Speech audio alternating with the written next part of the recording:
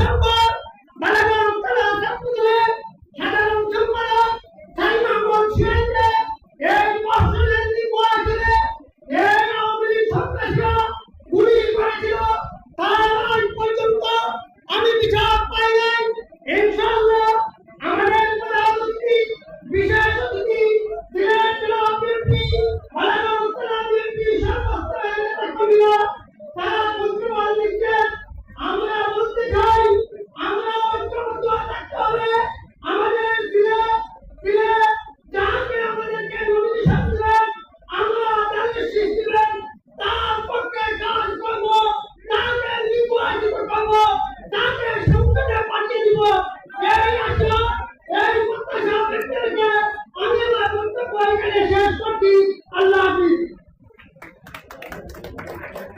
আপনার মধ্যে পরিচিত দিচ্ছি সাবেক স্বেচ্ছাসেবক দলনেতা শহীদ ফিরোজের এলাকায় সিলেট জেলা যুবদলের সহসভাপতি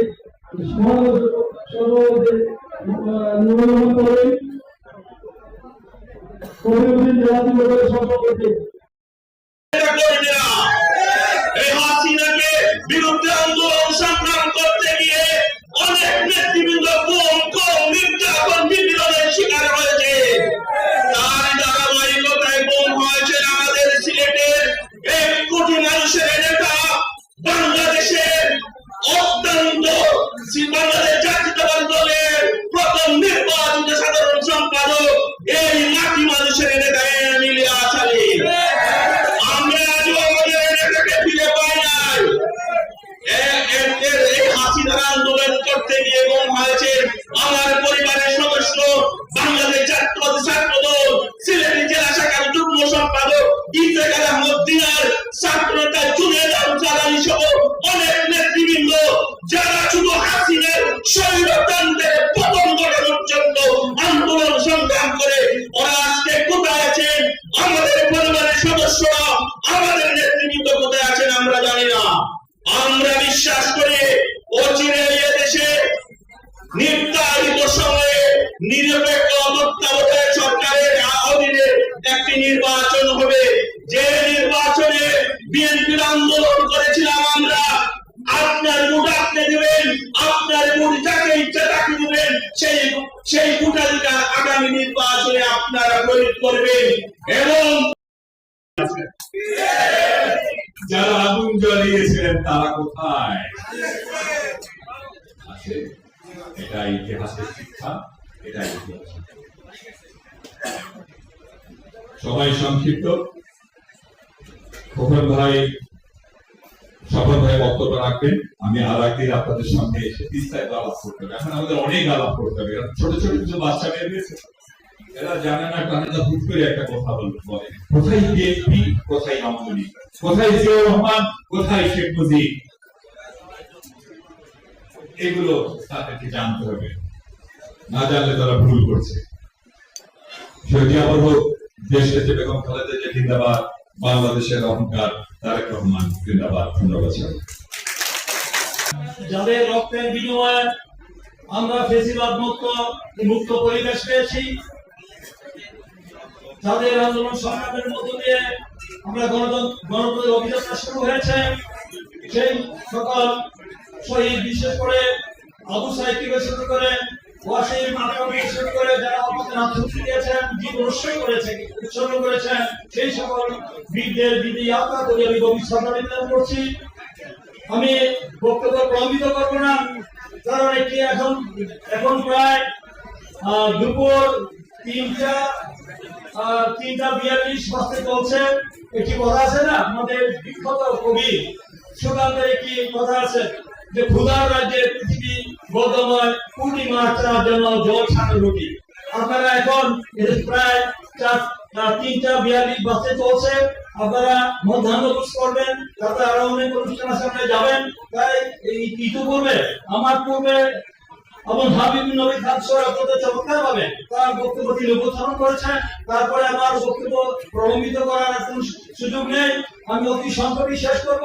প্রিয় বন্ধুরা, আমাদের আজকের যে বিষয়বস্তু, আজকে যে আলোচনার বিষয়বস্তু, সেটা হলো আমাদের নেত্রী সুস্থতা রাষ্ট্র সংস্কারে তিনি কেন অসুস্থ ছিলেন হয়েছেন এটা আমরা সবাই জানি। বেশিরভাগ দিন তিনি আন্দোলন করতে গিয়ে আপসেন লড়াই সংগ্রাম করতে গিয়ে তার উপর যে অন্যায় অত্যাচার নিপীড়ন নির্যাতন হয়েছে বিনা কারণে বিনা অপরাধে তিনি দীর্ঘ 6 বছর তিনি কারাগারে নির্যাতিত হয়েছেন বিনা কারণে বিনা অপরাধে।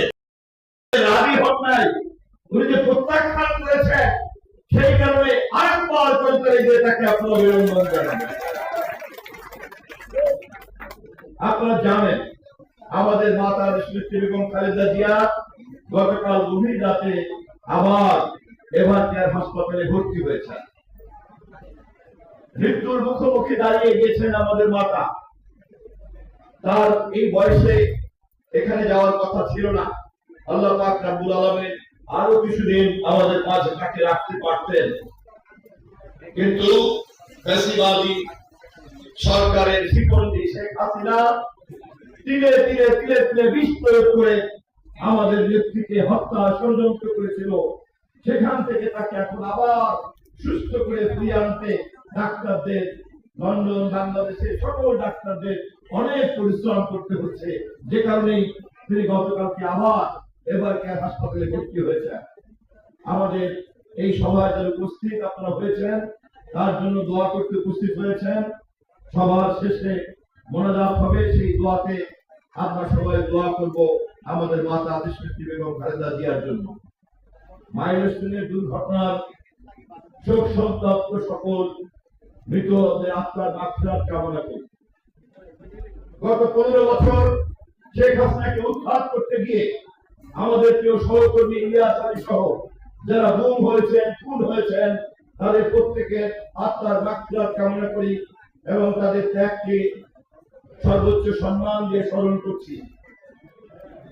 সময় যেহেতু কম, বিকেল 5টার সময় বিমানবন্দরে যেতে হবে, 4:30টার সময় মালিক সাহেবের বাসা থেকে রওনা করতে হবে। হাতে টাইম আছে মাত্র 25 মিনিট। তার বাসায় কমপক্ষে 10 মিনিট 15 মিনিট থাকতে হবে। তার মানে এখান থেকে রওনা করে তার বাসায় আমার হাতে আসলে আর কিন্তু কোনো টাইম নাই, 5 মিনিটের বেশি আমি কথা বলতে পারবো না। আমি অনেক কথা বলতে চেয়েছিলাম, কিন্তু যেহেতু সময় নাই আজকে আর বললাম না। মালিক ভাইয়ের মাধ্যমে আপনাদের কাছে আমার অনুরোধ থাকলো, আমাকে আর একবার ভবিষ্যতে সুযোগ দিবেন, আমি তখন আপনাদের সঙ্গে বিস্তারিত কথা বলার চেষ্টা করব। আজকে আমি শুধু একটা কথা আপনাদেরকে জানিয়ে রাখতে চাই, জনগণকে বাদ দিয়ে রাষ্ট্র পরিচালনা করতে গিয়ে আজকে শেখ হাসিনা দিল্লির কোন এক প্রকোষ্ঠের মধ্যে ঢুকে ঢুকে ঢুকে ঢুকে অসম্মানজনক মৃত্যুর জন্য অপেক্ষা করছে। রাষ্ট্রের মালিক হচ্ছে জনগণ, সেই জনগণকে বাদ দেওয়ার জন্য সে নির্বাচনের নামে প্রহসন করেছে এবং এভাবেই দিনের পর দিন জনগণকে বাদ দিয়ে সরকার পরিচালনা করার পরিণতিতে আজকে তাকে এই শাস্তি ভোগ করতে হচ্ছে, এই প্রায়শ্চিত্ত ভোগ করতে হচ্ছে। বর্তমান সরকারকে বিনয়ের সঙ্গে মনে করিয়ে দিতে চাই, ডক্টর ইউনূসের সরকার বিএনপি সহ রাজনৈতিক দলের আশীর্বাদ পুষ্ট সমর্থিত একটি সরকার। গত পরশুদিন আমাদের মহাসচিব ডক্টর ইউনূসের সঙ্গে তার আমন্ত্রণে বৈঠক করে এসেছেন।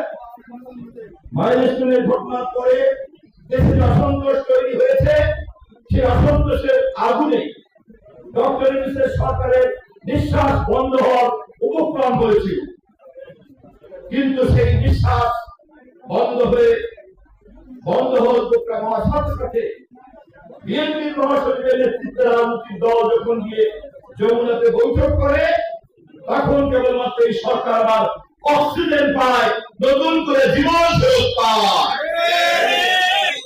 আশা করি রাজনৈতিক জ্ঞান সীমাবদ্ধ থাকলেও অক্সিজেন ছাড়া মানুষের যে জীবন বাঁচে না, এতটুকু বোঝার মতো প্রজ্ঞা